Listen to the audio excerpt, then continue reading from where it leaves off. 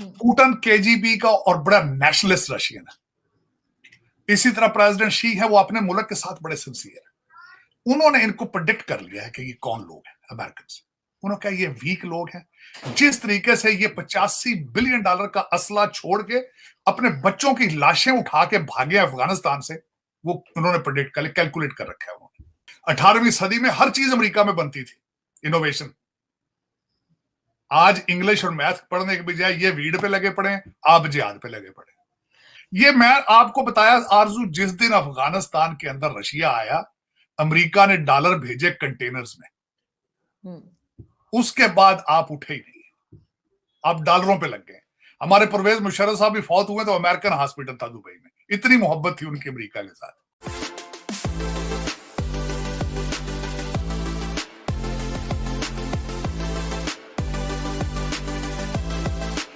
और अभी चाइना के बारे में एक न्यूज बड़ी आजकल चल रही है, उनके बलून को लेकर, और हाँ, उसमें अमेरिका का भी नाम आ रहा है। वो क्या है सर? देखें वो बलून तो देखें, अब अमेरिका जब डिक्लाइन में जाएगा तो यही होगा।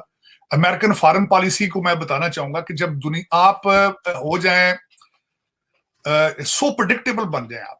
इस वक्त जो हमारे जो बाइडेन एडमिनिस्ट्रेशन है, वो तो बेचारा बहुत बूढ़ा हो चुका है, उसको तो पता नहीं बोलना क्या। वो हेलीकॉप्टर से उतरता है, उसको बताना पड़ता है दरवाजा उधर है यार, उसकी हालत ये। हर स्पीच के बाद उसको वो पकड़ के कहते हैं मियाँ जी इधर से, बाबा जी इधर से आए। इस वक्त हुकूमत चला रहे हैं ओबामा साहब। पुतिन केजीबी का और बड़ा नेशनलिस्ट रशियन है। इसी तरह प्रेसिडेंट शी है, वो अपने मुल्क के साथ बड़े सिंसियर है। उन्होंने इनको प्रेडिक्ट कर लिया है कि ये कौन लोग हैं अमेरिकन। उन्होंने कहा ये वीक लोग हैं। जिस तरीके से ये $85 बिलियन का असला छोड़ के अपने बच्चों की लाशें उठा के भागे अफगानिस्तान से, वो उन्होंने प्रेडिक्ट कर कैलकुलेट कर रखा है। उन्हें पता है कि ये अब इनके बस की बात नहीं। 55% इनकी यूथ इस वक्त जो है मरवाना पी रही है और उसमें खुश है ये। मैं हार्वर्ड में आज से महीना पहले गया, वहां पे सारे भारतीय बच्चे बैठे थे, सारे चाइनीज बैठे थे। वो पढ़ पढ़ के वापस जा रहे हैं। इनकी टेक्नोलॉजी, अब मेरे खैर ख्याल में साल 2 साल बाद इनके पास कोई टेक्नोलॉजी बचेगी भी नहीं। इनके पास इस वक्त टेक्नोलॉजी क्या है, जुकरबर्ग और ट्विटर वगैरह ही है, और कुछ भी नहीं। या फिल्में बनाएंगे हॉलीवुड की, और क्या है। अब दर हकीकत ये है, जरा देखें, वो 8 दिन हो गए उस बलून को उड़े हुए, अमेरिका में घुसे हुए उसको 5 दिन हो गए। बिलिंग्स मोंटाना के अंदर सिविलियन नीचे से उसको देख रहे हैं। कौम को ये कह रहे हैं 60,000 फुट की बुलंदी पर था, वो 40,000 फुट की बुलंदी पे, और 36-37,000 की बुलंदी के ऊपर आपका कमर्शियल जेट लाइनर उड़ता है। नीचे से सिविलियन देख रहे हैं भाई, वो बलून है ऊपर। मजे की बात है कि नीचे से अमेरिकन अपनी बंदूकों के साथ गोलियां मार रहे हैं उसको, हालांकि वो बहुत ऊपर था वो। अमेरिका के हालात ये हैं, चाइनीज और रशियन कैलकुलेट कर चुके हैं कि दे आर ओवर। जिस दिन अफगानिस्तान से ये लाशें उठा के भागे थे, तो उस वक्त पूरी दुनिया ने फैसला कर लिया था कि they are no longer super power. ये अब ये 2 चीजें इससे आती बलून से। या तो वो स्पाई कर रहे थे वाकई, साथ उसके दूसरा काम ये कर रहे थे, वो टेस्ट कर रहे थे कि ये किस काबिल है। नुकसान इनको क्या हुआ है वो मैं बताता हूं। नुकसान इनको ये हुआ है, अमेरिका के अंदर कोई चीज नहीं बनती सिवाय मिसाइलों के, फाइटर जेटों के, टैंकों के, गोलों के अलावा कोई चीज नहीं भी चल यहां बनाते ही। अमेरिका की economy is called the military industrial complex. जब उनके ऊपर बलून उड़ रहे हैं दुश्मन के, कोई इनके मिसाइल लेगा इनसे? सोचने वाली बात है। और मिसाइल कहते हैं कि वेदर चेक कर रहा है, वेदर वो चेक कर रहा है वहां पे जहां पे इंटरकॉन्टिनेंटल न्यूक्लियर मिसाइल नीचे लगे हुए, उस फैसिलिटी के ऊपर खड़ा बलून आके। तो जो खुद इतने कमजोर हो चुके हैं, उनके पटाखे कौन लेगा भाई? सऊदी तो चले गए चाइनीज कैंप में पहले ही, रशिया के कैंप में जा चुके हैं। यूक्रेन स्वाय इनके सिर्फ लालच, उनको ये कहते हैं डॉलर दे दो, ये डॉलर देते हैं, और यूक्रेन वाले डॉलर सारे दुबई और इंग्लैंड लेके जा रहे हैं, वो तो क्रॉप 3 नेशन है। वो तो ये जो उनको मिसाइल टेक्नोलॉजी दे रहे हैं, बल्कि उन्होंने अगले दिन पाकिस्तान से भी लेके दिए उनको पटाखे। उन्होंने भी जो एक्सपायर को पटाखे पड़े हुए थे, वो भी वो उन्होंने देख लिया। वो एक ब्रिटिश जहाज आता रहा वहां से, वो ले लेके पटाखे जाता रहा, इनको देता रहा। वो देख रहे हैं सारा कुछ। मजे की बात है, वो जहाजों के नंबर इनको इतना नहीं पता, वो फ्लाइट नंबर सारा चल रहा, गूगल में चल रही होती है हर चीजें। जहाज रोजाना एक इंग्लैंड से आ रहा है, पटाखे लेके जा रहा है। वो पटाखे भी सारे ब्लैक मार्केट में बिकेंगे, देखिएगा आप, क्योंकि यूक्रेनियन बहुत करप्ट कौम है। वो ये बेचेंगे, सारे सारे ये अरबों को बेचेंगे, वो जो पटाखे ब्लैक मार्केट में, ये पठान भाई भी लेंगे वो सारे कुछ। लेकिन ये देखें, अमेरिका की एक, मैं समझता हूं कि इनको 250 साल लगते हैं सुपर पावर को गिरने में, तो इनके मेरे ख्याल 250 साल हो चुके हैं। अब ये नशा ही करेंगे बस, इसके अलावा और कुछ नहीं करेंगे। सोशल सर्विसेज में बताना चाहता हूं कि क्या कर रहे हैं, दो जो सबसे ज्यादा खतरनाक इनके अंदर हो चुका है। आरजू, दो आइडियाज हैं, कहते हैं वर्क फ्रॉम होम, कहते हैं घर बैठ के काम करो। इसका मतलब ये काम ना करो, घर में बैठ के काम होता हो तो फिर सारी दुनिया ही कर ले। अब दफ्तर बंद कर दिए। जिस स्टेट में मैं यहां बैठा हूं वो क्या कह रही है, वहां पे बिल पेश हो चुका है कि वीकडे 4 डेज का होना चाहिए, 4 दिन काम करें। और दूसरा उन्होंने क्या किया है, जो सोशलिस्ट आइडिया ये इंट्रोड्यूस कराया है गवर्नमेंट ने, मेरे वाली स्टेट जहां मैं बैठा हूं मैरीलैंड, वो कहते हैं जो एम्प्लॉयर अपने मुलाजमों को 3 दिन की छुट्टी देगा, अगर उसको नुकसान हो तो वो गवर्नमेंट उसका नुकसान पूरा करेगी। कर बैठे तरक्की बस ये।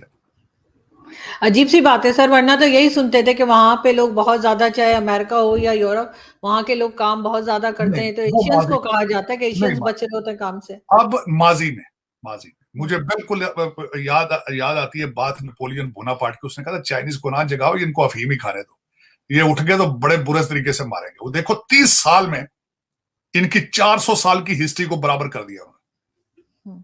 30 साल में उठे वो, 30 साल में। और ये 400 साल की हिस्ट्री वाले, 18वीं सदी में हर चीज अमेरिका में बनती थी, इनोवेशन। आज इंग्लिश और मैथ पढ़ने के बजाय ये वीड पे लगे पड़े, आप जिहाद पे लगे पड़े। और सर लास्ट में मैं पूछना चाहूंगी, ये जो अभी टीएलपी का जो है साथ रिजवी, सॉरी, उसने कहा कि जी एक हाथ में बम रखें और एक में जो है वो कटोरा रखें, या पैसे लेने जाएं, फंड लेने जाएं, नहीं तो फेंक दे। क्या कहे कि सर अब इस तरह के लोगों को अरेस्ट क्यों नहीं किया जाता हमारे यहाँ? नहीं भाई, वो इन्हीं की तो प्रोडक्ट है, अरेस्ट किस तरह करे? जब उसके पास लाइसेंस, उसके वाले साहब ने कहा था, आपको याद होगा, मैं उसको बड़ा एंजॉय किया। उनकी एक तकरीर थी उनकी, रिजवी साहब की, जो बुजुर्ग थे, उन्होंने कहा था भाई मेरे पास हल है सारे कर्जों का, जाके इनको कह दो हमारे पास पैसे ही नहीं है। तो बच्चे ने फिर यही कहना था ना, कहता है इनको कहो हमारे पास कोई पैसे नहीं है, गौरी गौरी फेंको इनके ऊपर। जे आया गौरी कभी भी आता है।